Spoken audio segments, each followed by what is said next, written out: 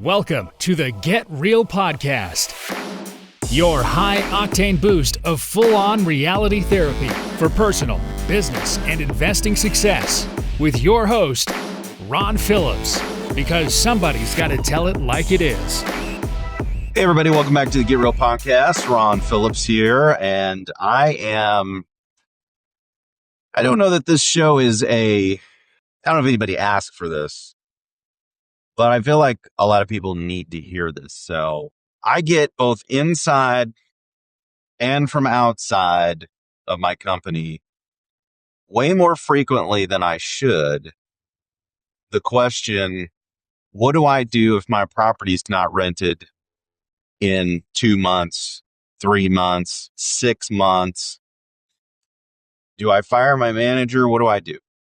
I don't know how to say this any other way than like super direct. So I'm just going to be super direct. This is the Get Real show after all.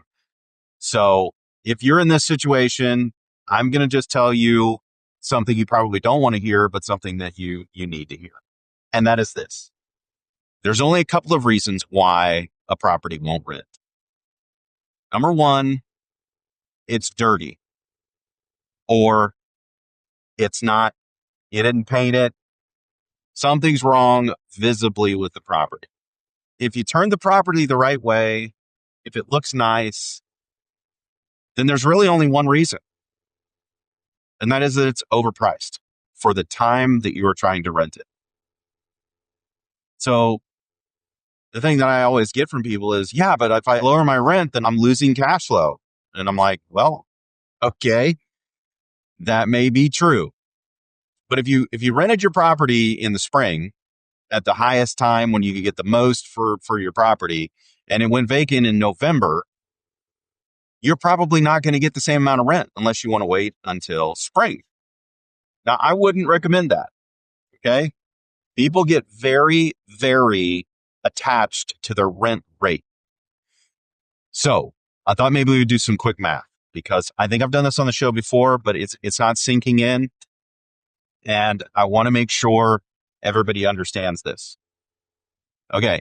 If my rent is $1,200, okay, and I wait to get $1,200, let's just say it's the same as the scenario that I just mentioned. It's November. Last time I rented the property, I got $1,200.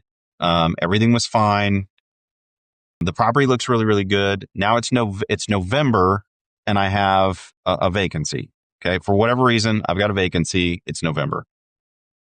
Property manager's like, we can list it for $1,200, but it's probably not going to rent at $1,200. It's probably going to rent for like $1,100. And here's what almost always happens.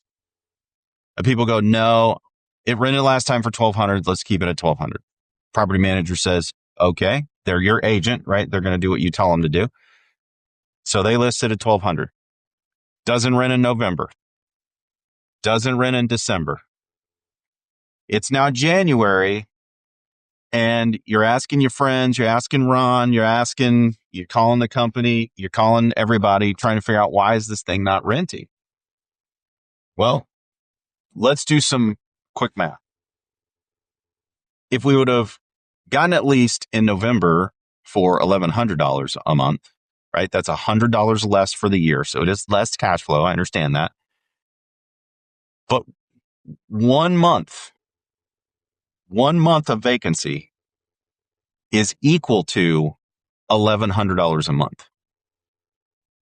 What do you mean, Ron? Well, 1 month of missing $1,200 spread throughout the year is $100 a month, which is the equivalent of an $1,100 a month rent. So if you don't rent it in November, you already are getting $1,100 a month, even if they rent it for $1,200 a month the next month. Does that make sense? It's just a simple math equation. If you go 2 months, you could have rented it for $1,000 a month, and it would have been the same thing. See what I'm saying? So if you've gone 6 months, I mean, you could have rented it for almost $600. I mean, it hurts a little bit. I understand that. Nobody likes to lower their rent. I don't like to lower my rent. I like to increase my rent. But depending on the time of the year and also depending on what's happening in the market, like maybe there's more units. Maybe they built an apartment complex a mile away and they're siphoning off people from your rental pool. I don't know all of the things that can cause the rent to go down. There's a lot of them. We could do a show on it. But for the purposes of this show, all of that is irrelevant. The only relevant thing is, do I want someone in my property or do I not want someone in my property? Because that's what happens. If you put your rent too high, you will have nobody in your property for months. Now, you may get somebody 4 months down the road, but if you've lost 4 months at $1,200 a month rent or $1,100 a month rent, that's $4,800. That's a lot of money. It's not an insignificant amount. So if your property manager tells you really to rent this thing quickly, instead of $1,200, we need to put it at $1,100, then my suggestion is to put it at $1,100. And if they tell you that it's $1,050, then my suggestion is to put it at $1,050. Now, you don't like that. I don't like that when that happens. But one of the things that you can do so that you don't end up with a house in the wrong time of the year to lease again is you can give them a great deal at $1,100 or $1,050 or something like that and get it for a 14-month lease or a 15-month lease, whatever you need to get it to end in the better time of the year, rather than have the lease come up due again in November. It boggles my mind how many people get so emotionally connected to that rent range. And I get it. Maybe you had $200 a month cash flow. Now you're only going to have $100 a month cash flow. That sucks for a year.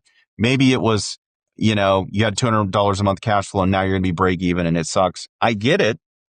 But if you hold out for 6 months, you're not break even anymore. You're very, very, very negative. And you can't make that up with somebody paying you $1,200 a month. That math doesn't work. So I implore you, your property managers are not your enemy. They are your partner in the business. They don't get paid if your property sits vacant. There's nothing positive that happens for their company or for you if the property sits vacant. They're not telling you to lower your rent so that they make more money. They make less money just like you. What they're trying to accomplish is to get a unit filled, get your asset that's sitting there with no one in it, which, by the way, when you have no one in your unit, there are people who know that. And there are some people you don't want to know that.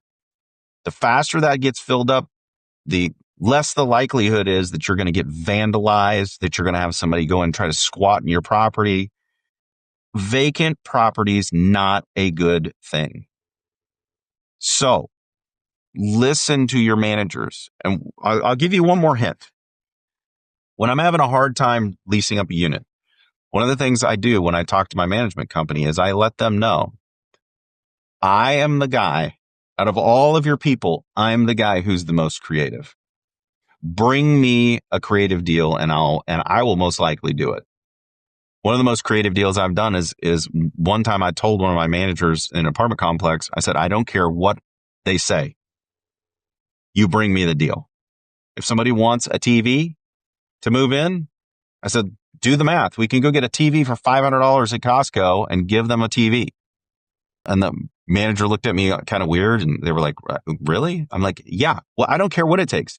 People don't leave here if they like the unit and don't apply, right? Everybody applies that likes the unit. The only people who should leave here are people who say, this isn't the right size for me, or this place sucks, or something like that. If they say this is a really nice place, then they shouldn't leave without an application. Tell your management companies, listen, get me a good tenant in this property. Don't let anybody leave. Don't let anybody leave until you bring me a deal. You can always turn it down if somebody says I'll rent it for $800 and it's, normally a $1,200 rent. You can always turn it down. If they say they want a TV and it has to be, a new 8K TV and you don't want to spend $2,000 on it, that's fine. No big deal. You can always turn it down. But My point in all of this is tell them you're the one who wants to get somebody in their property. You're the one. Be creative. Tell me what you need. We'll make it happen. Don't let your properties sit vacant. The math doesn't work. The returns don't work. It's bad in a whole multitude of reasons to have a vacant property, probably more than you're thinking about. And it's for sure better from a numbers perspective. So please, for the love, do the math. Be a partner with your management company. Don't call and yell at them. Call and tell them you're the guy who wants to get a property rented and will do almost anything to make it happen. And until next week, get out there and make that happen. This has been the Get Real Podcast. To subscribe and for more information, including a list of all episodes, go to getrealestatesuccess.com.